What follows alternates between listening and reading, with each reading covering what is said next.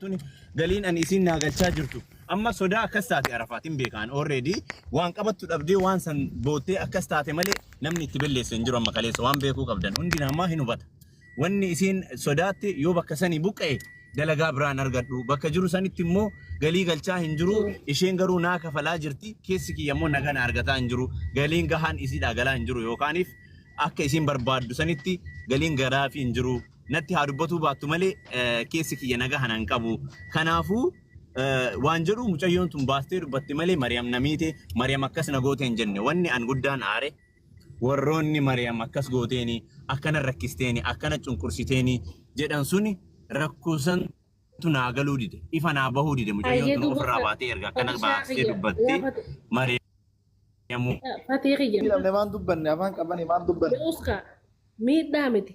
Mucayyoon tu yoo fittillee isheen hoyte yoo fittillee qaanfatte achi geessitee siitu geesse bakka sanii fuudhee galata qabda. Oggu silaa ijoollee hargeetii farsiinee dirra wal qabsan boo anaa fide mucayyoo tana duraanis dhaabbaddaa gaxosoo ittee maal rakkoo qaba. Ijoolleen arsii dhuftee jedhee barna arrabsan jedhee bar anama maal jedhe dheengadda haasofnee kulle dhagahi osoo dubbiin tun san hin gahin na dhagahi waan takka dubbiin tun osoo san hin gahin dheengadda wanni akkanaa uumamee jennaan na yaamanii akka obboleessaan na yaamte Arafaat hayyee rakkoo qabda rakkoo hin qabu wanni sirraa wanni simiite jirti Mariam nammiin sii taate eenaa taate maaltu simiidhaa warra dhufee na rabbashaaru kan amma booda jettee jaraan dhageettu een dhagahu Mariam sii taati Arafaat eenaa taate damuuzni ati kafalaartuuf dalagaa isiin sii dalaydu wal madaalaa wal madaal sii taatee jirti maali rakkoon kanke warra rabbashaaru kana dadhabe jarri haa dhagahaniif hayyee amma haa dhagahan narraa haa fuudhan jecha dhufte moo Arafaat naa taatee jirti warri koomentiitti barreessitan dhiisaa ani waliin deemaa jira jechuu dhufte jedheeni jennaan naa taatee jirti ummata koomentiitti barreessee isii janajjanu kanaan irraa taa'a jecha maaf dhufe malee ani Arafaatiin narraa fuudhaa yookaan dadhabeera jechaaf hin dhufneen aan jette hayyee amma booda dubbii akkana siin jedhanii akkana naan jedhanii ilmi namaa hin waa namaan jedha waan fedhan yoo siin jedhani dhufanillee yoo Arafaatiin nu isiillee janajjanan waan fedhanillee yoo badii keetti dubbatan hin dandeettaa kana waliin jedheen hin danda'an aan jette kana yoo hin dandeenye ammuma viizaa Arafaati as kenni waraqaa waan itti baaste as kenni anuu duraa eegalee jira yoo narraa fuudhan anuu hin dubbadha gabbahee ijoollee Harargee kottaa hooqaanii fi erga hokkana jettanii ijoolleen guruppii gootan kun fuudhaanii jedheen dubbadhaa waraqaa isii as kenni jedheen lakkiin kennuu viizaa baaseera waraqaa baaseera naan jette erga baasee jiraattee alaaftinnaan sirra jira jettee namaa dhiisi Arafaati damooza sii kafalii waliin taahaa jenna hayyee Arafaatiin illee as finnee Arafaat kottu Mariam sii taate damoozni isiin sii kafalaa jirtu sii ta'e naa ta'e Mariamiif sii wal dhabdeen jidduu keessa lamaan jiru jira hin jiru ati isii faana taa'uun barbaadda hin barbaada dalagachuu barbaadda hin barbaada hayyee kanarraa kaasi Mariam mas'uula ofii fudhadhu kafiilaa ati andarii keetii damooza isii waa hunda isiisitu danda'a jettee ijoolleen gaafa si arrabsite Arafaatiin dubbachuu hin dandeettu jedheen adduma malee maalii fi ilmi namaa hinuma waa namaan jedhe erga dirqama fudhattee Arafaatiin dubbachuu hin dandeettu situ bulcha situ damooza kafalaa fi situ waliin jiraata jedheen hayyee naan jette araarsinee gaafa san walee araaramnee Arafaatillee okey waliin taa'anii naa ta'ee jira ummannummaan na haa dhiisu malee ana naa ta'ee jira jettee kolfinee gargar deemne kaleessa.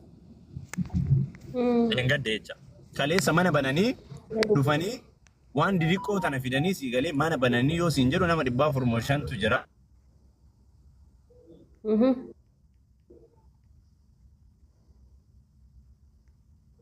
Taa'anii riikardii didiqqisuu ijoolleen yookaan fi Arafaatii waliin haasofte san fuudhanii marree makkeen hin taanee fi Arafaat akkana hin taanee fi Arafaatii akkoon kun rakkoodha jedhan rakkoo tana Arafaat gabbaatee dheengadda osoo akkana rakkadheera na baasaa jettee rakkoon takka hin jiru gabbaasan rakkoon guddaan immoo ishee bira jiramu nama bira jiramu waan jiru ana addanaan baane ani garuu gaas biratti badiin ilmi namaa nama gargaaru yoo ta'e malee badii biraallee hin agarre. Waan uumamellee argaa hin jiru beekaallee hin jiru naagalaallee. Ati badiin goone ijoollee moggaa tana mala ijoollee badii tana laati badiin goone ijoollee gartee moggaadha kottaa waa godhaaf kottaa mirqishuu yoo tanaatu gartee miira keessa nu galche garuu miira keessa nu galchanii rabbiin nu furee akka bareeda hojjennuttis namni wallolee akka nama. Akka bareeda hojjechuun boru laala na taasifama na laala garuu Arafaatiin waa'ee mallaqaatii miti waa'ee mallaqaa yoo jettan waa'ee mallaqaa beektaa akka gargaaramullee baay'ee majjira rakkataan. Naman gahu naman keeku, naman tuku, nama salphisu, saba namaan tuku, naman geenye ani harargeedha. Akka nama takkaatti harargeen xiyyeena boossitee mataa ol na qabachiiste wareegamni kiyya gurguramni kiyya ajjeefamuun kiyya harargee irratti yoo na beeku wallahi qasaman billa warra balqaa kana gochuu. Amma walaan jira beektan manatti hin galle nuti warra dalagaati ilaala amma walaan jira manatti hin galle nuti yeroo hedduu ni deddeemaan olii gadi hin deddeemaa wanni hedduu sooshaal miidiyaa kana hin hordofu. Aha, TikTokiin fayyadamtu saa? Kanumaan fayyadamu kana wanni hin jiru akkasitti dheengaddamoo xiiqii keessa nu galchanii tas deebanii miira keessa nu naqu. Dilasa quban qabu. Samira ni asita. Yeroo Arafaa. Hoggaa namni miira keessa nu galche. Adiisi haasawitu Samira haasawi. La hadisi ati dropsa kabaja qabda barati. No hundinuu kabaja qabna hoggaa miira keessa. Naafisiin geere dhoomaa waliin goonu keessaan illee ni asuna jechuu barbaadeeti moobila isiin qaba beektaa himoodhaan. Akkasii. Roomaan nu jechuun naafisiin akka qaama takkaa jechuu barbaadeeti. Keessummaa miti jechuudha. Hayyataa ta'e akkasiiti. Inni dhufa isin biraas yoo rabbi jee torbaan kana Hindi deemee Hindirraa Turkiyaan deema Turkiyaarraa gara keessan ni dhufa. Siin dubbisoo rabbi jee jabaadhu wanni guddoon jabaachuudha laa jabaadhu. Dhageessee chaalenjii adda. Utubaan hangadii san qabaa jette Oromoon obsaa kiyya. Ani namni kun nama meeqa miidiyaa kanarra harakkatee jirus numa jira anuma beeka numa beekna obsaa walumaanuu jechuun waan hin dhageettii saba bira qabuuf waan hin jaalala namaa qabuuf waan hin qulqullummaa qabuu fi rabbiin akkanatti naa godhe malee nama meeqa harakkataanis numa jira beekta. Si galee maaliif yoo ati qulqulluu taate yoo ati keessi kee sharrii si qabaachuu baate wallaahi qasaman billa kan hin bara kana nama na arrabsu kan arkuun reefun tana ol seenee gasti suuraatii ta duraanii jechuudha gaafa na Somaaliyaa jiru san ol baasanii maarree jedhanii ijoolleen arsitu na arrabsu jirti san ijoolleen teenya ta harargee bira seentee bara arfaatti akkanaati ijoolleen harargee kana jettee walkeessa wallolu jira dhaqeetumaan jedhe taa'ee dhaggeeffadhe waan biraatis hin jedhe gasti itti ergadhee sumeeyyaa baa leensaa baa gasti tanaanumaan jee ijoolleen na kabajjee gusuma isaan lachuu ba'an anis anuma faana hambi jecha biraan jenne si galee namni waan fedhe isaa jiru waan fedhe isaa dhiisu. Sareen osoo wacuun leenci maarree ta'ee jaan si galee jira salphisuun jala callisu jecha kas hin jiru nama sin geenye buqqeen taruu babbalaqa guutuu namaa zaa jecha si jiru qabu harargee jechuun goota tiiqii jechuun Oromoo keessaa kutaa kudha xiqqaa keessaa harargeen jagna si galee namni waan joojichaan sun tani gochaan agarsiisu. Harargee ta'uu fi yabbataan dasila jedhee ittiin gammada arraas borus saba namaan turne harargee jechuun mataa Oromooti. Saba namaan turne harargee ta'uu fi akkana laal callaa niiraa callaa harkitee miti niiraa callaan shakam jetti harkitee mi hoggaa deemtu cimcimmee callaan ni iyyitii beeytaa. Ammoo laal Oromoo maayisattuu duraan fixee guutuun namaa hin cuqa'uu jaan. Guutuun namaa shakshak hin ja'uu jaan. Kanaafuu nuti akka wanni dhatti sabboontota gootota ijoollee baaleetiifis kabajaa qabna. Akkasuma ijoollee harargeedhaatis warra irraa dhalannee eenyummaa fi beekumsa kabaja qabna nuti. Obsa kiyya arsiifillee kabaja qabna. Akkasii takkuma. Jimmallee ni kabajna arsillee ni kabajna baalellee ni kabajna. Nuti Oromoo kutaa kudha takka dhiiga takka. Takkuma nuti barre nuti takka garuu dammoo isaanis gasti isaanii banatanii yoo hordoftoota namni beektaa gasti isaanii banatanii harargee arsiitii jemaakiingi arsiitii yasiin darasiif hin hojjechuu danda'uun dirqamaa miti. Namni isaan dhiphisu jiru namni isaan daangeessu jiru kun fadhii isaanii jechuu barbaadeeti. Kana keessatti maaliif obsa akkana Hogguta dhagaye wayii sitti himaa. Laali amma koomentii hedduun bakka nuti deemnutti nu jala deemaniiti gaafa Soomaalee jirtu hooyii jaanii deebisaadhaan kan nuuf ifadhaa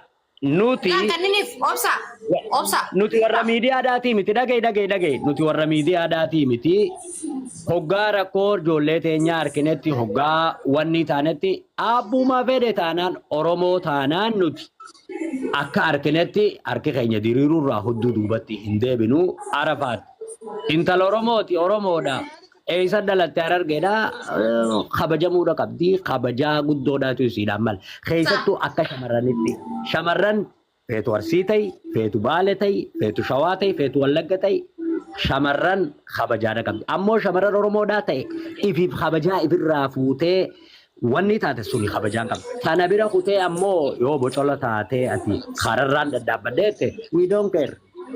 Akkasitti hubadhaa duratti Oromoo yeroo mammaaktu maal jetti beektaa obsaa kiyya. Intalti na fuudhe jettee fi fira kasheessitee jettee. Gaafa Somaalee jirtullee gizee koomentii siidee koomentii ni argaa hin deebisin maaliif fayyaddu hotee ani fatii galata isaa wallaan. Daftoon Maryam galata isaa wallaan. Haa galatoomu. Galata na biraa qabu. Isaan lachuu haa galatooman asiin nagahan. Ilmi namaa galatoomi siin jaa kasii godhuu rabbisaa walala. Dammoo ani gandummaa kiyya ittiin boonaan, ittiin gammadaan, ittiin dinqifan. Galata namaa wallaaluu miti. Dhagaarta obsaa? akka gaariittiin dhaga'uudhattiin jiree. Warri koomintiin asirra deemtanii gaafa galeessaa jettan namni fatii wallaaleen jiru. Haa galatoomu asiin nagahee. Daftoon Maryamilleen asiin nageesse. Akka namummaatitti na hadoodanii na cinaa dhaabbatanii sana furuunilleen akka harargummaa, akka namummaa, akka dhiiyyoo oromummaa jechuudha. Sigalee silaa irra waa inni nyaatan malee waan illee naasawanii hagaluuf hin gala. Hagala cinaa dheetti mugawwaa dheetti mijan. Hamaa koo mataa koo jette laala Oromoo. Sigalee hagaluuf hin gala. Obsa waan illee dubbachuun gaarii miti. Saniifuun ani fatii galata isaa wallaaleetti miti galata isaa hin beekaa. Haa ta'us haa ta'u baatus fatiin haa galatamu daftoon Maryam haa galatamu. Gin ani wareegamni kiyya Hararge naan du'aaf Hararge. Ammallee kun arraas borus gara fuulduraatti illee. Ganda kiyya faarfachuuf galata fatii wallaalte warri jettan nama dhiphisee yaadu jechuudha. Galata isaa wallaalle haa galatamu. Gin gannummaa kiyya gadi fageenyaan harargummaa kiyyatti gammaduun kiyya warri aartan warra harargummaaf gammachuu hin qabne jechuudha. Nan balleessi obsaa. Xumura dubbiidhaati. Kanuma. Dhugaa jirtuutu tanaa bishaan irra dhugaadhaa liqimsa ajiin guruch godhaadha. Obsaa. Silaan badii amma badiin akkanti balleessi. Fatii fi Maryam jinni joon jeellee eeggachuu danda'an. Ani fatiin haa galatoomu daftoon Maryam haa galatoomtu. Keessattuu Harargee ani ees amma fakkeenyaaf lubbuyyeen irra beekam miidiyaa irratti lubbuyyeen ees warra eessaati warra Harargeeti. Lal namni fi hamaan qabu harree afaan namaa qabu hamaan fi isaa jiraatu gaafa takku gaafa si fayyadu dhufu. Sigalee hamaatu malee gaafni inni si fayyadu hin dhufu. Sigalee nuti ofirratti wallaalee nuti if gotee nuti miila namaa if godhee abbaan if tuffachiisu mucha lamaa re'een ga'u jechuudha Oromoo. Sigalee saniifuu abbaan if fudhee hin damdamu nutuutu if godhee tammaan duraa namni wallaanummaan godhuu danda'a beekumsaan godhuu danda'a dhiifama hojii rabbiin namaaf irra taraa. Anillee gugummaa kiyya malee duraanillee ani Harargee ol bahee miidiyaa rabbeen qarqaraa jee Harargee dhabaan irraa daballee qabu. Warri kaleessa jettanillee. Akkata isaatitti wanti kun dhufe malee Harargee tiyya qarqaraa jee ol bahee taniin irraa dabeen qabu. Warri akkas jettanillee wanti hubachuu qabdu wanti guddaan. Sini galee silaanaan miidiyaa irratti ol bahee Harargee tiyya nen dabeen qarqaraa jee ni Harargeen itti calna jettee arraba iyyanatti illee dubbadda. Miidiyaa kanarra ergaan ol bahee takka Harargee qarqaraan jenne. Saba koolamii hono gargaaraa jee hin wanti guddaa wanti beekuu qabda. Saniifuu waan dubbiin guddatte faratti hin fe'anii akkasuma hojii saba namaan to'ine nama hin qeeqne gasti keessa banattanii urjii si galchaa qoyyatii abdii. Gasti keessa banattanii arsii keessa faarfachuu dandeessan. Urjii abdii galchi ol galchi urjii ol baasi waraana keenyaa bar. Nam beekaa bar. Sawwaan ta'e urjii yemeera deebii ergaddu. Urjii lakkoofsa akka barreessi. Gasti ergaddu jee lubbu gasti ergaddu sawwaan ta'eef obsaa yoon badii goote naan jee si galee. No, badii takka hin qabduuti. Ijoolleenis nama galataati. Sallimiidhaa dhumatte sun achitti addaan dhumatte obbolee ganna gahaati. Xumura dubbiidhaati. Namni dammoo galata namaan beeku jettan ana ol beehee warri kalli amma irra guddaan wanti isin doorsisanii maali beektaa obsa. Gaafa isin kaleessa jirtu san eessa jirtanidha. Gaafa ana kaleessa fatiin indaahuun isin ni wuriis an fatiinuu na qarqaari jee fatiitti badheen hin beekaa? No. Hin beeku. Akkuma tabaatitti, akkuma qishnaatitti, akkuma qoosnuutitti rabbiin ilmi namaa sababa Duubaay dhuftaa rabbumaa gaafa nan dadhabbiru keessa fayyaa ijoolleen na guduunfee waliin na uumee jechuudha. Si galee? So waan ta'eef namni kana an argee mataa keessa dha'uudhaaf gaafa sana eessa jirtan jettan noonee bara dogongortanii jirta. Dubai Maaliif biyya kan Arabaati, uli biyya Faranjiidhaa dhufta. Dubai biyya Arabaati, nuti waan biroo dalagu jirra. Uliidha biyya Faranjiitu dhufta. Dubai biyya Arabaati. We don't care about Dhagaye that. obsaa kiyya. Wayiin Ai. ibsuufi barbaade qoy. Obsaa kiyya dhagaye. Maaliifin kana dubbadde beektaa warri gaafa san eessa jirtan jettanii Harargee mataa keessa dha'uu barbaadan ani ol ba'ee saba koo rakkadhe dalagaa hin qabu akkana dalagaa takka mataa kiyya dhuunfaa biyya kanaan oofaa jehee Harargee irraa taniin dhabe as kanna dabbaalimee jira. Dabbaal jechuun wallaahi dabbaal haanuu jira. Namni fi hamaan qabu harreellee fan namaa qabu obsaa kiyya. Wallaahi hanga feetan Oromoon takka jaha. Dhiignii fi dhiiguma ifiiti. Wantii fi waan ofiiti. Tiyyaan ifi teenyaanatti. Naa qabi dubbisan. Tiyyaan ifi teenyaanatti. Urjii yoo jala jiraatte gastee ergan. Dr. Khairiyaan isas jala jirti, urjiin isas jala jirti ol galchi. Me Dr. Keriyaan tami me Dr. Keriyaa mee tami gastee ergan Dr. Keriyaa. Tukaddu Dr. Khairiyaa ona asii na galchi jettee. Bar nama kumni kumaa fi dhibba shananii kun gastuma ergata Dr. Keriyaadha. Mooditara manaan qabu, mooditara qaba kana hanni. Kunoo galte. Galche Dr. Keriyaa galche urjii gastee ergaddu. Urjii abdi Akkasii. ergaddu. Gastee Dr. ergaddu urjii Khairiyaa yoo jira. welcome. Galatoon wallahi sagaleen haa ta'uu keetiif obsa anas si barreessee ture. Yes, itti fufaa isiniin dhaggeeffadhaa muutii godhadhaa wahiin dudubbisaanii as jalatti bara as jalaa isa uumamaan barbaadaa beektaa. Obsa wallahi please commentiin dubbisin naatu himaaf nama kuma dhibba shanii jiran namni gaafa sana Harargeen eessa deetan jettan an Harargeeti jette ol bee Harargeeti yana qarqaara aniin rakkadhee jira. Mitiyoo dhaabbadhu dhagaye wayii sitti himaa dhagaye. Koomentii dubbisanii miira keessa galanii keetu nuti namni dhagaye waan ajaa'iba sitti ta'u. Koomentiidhaan miira keessa nu galchuu dhiisi. Nuti lafarrattu yoo arrabaatiis arranfamneeti. Dhakaa laal warqiin hoggaa warqii taatu akkanuma bareeddee dhuftee warqiin taatu gubatteetiti wanni taati nuti tanarraa guddanneeti laalleeti jenneenii bira qonnaa obbalii dhageeffate siifii dhiba. Nuti tana garuu waan an namootaan barbaaduutu jira anas jalatti. Namootaan barbaaduutu jira. Namoota lafarratti waliin kabajaa gurguddoo qabnu. Namoota akkasii saniin barbaadee suuta keessaan dhaqee aboon qaanfattooti, hin saalfattooti ja'an malee waan asirra yaa'aa tana harmallaa fi harmallittii fi daaffichaa fi daafkittii fi abu masraa fi abu masritti ta'ibiibuu wanni taate tana ani kanneen akkanaa tanaa. Hin dubbadhu. Dr. Khairiyaa dhiyeessimee. Hayyee obsaa kiyya maafis hin jeebeeyta namni irra guddaan maal jaa gaafa isa Somaalee jettu san warri Harargee makar onnatee nuti ni jirraa fi jiru kun eessa jiraa jechaa turan maaliif yaada kan ibsuu barbaade beeyta ammeenyatti illee nan fudhatin warri Harargee nama kuma dhibba afurin jirtanii guurii gurraa fudhadhaan dhaggeeffadha ijoolleen teenyata Harargee narra akkadha ijoollee teenyata Harargee na qarqaaraa jeeraa dhabee beeku kuma dhibba afur keessaan akkasii nu doorsisaa turan san maallaqa yanaa kan dandate san kottaa amma fudhadhaa gabbaasaa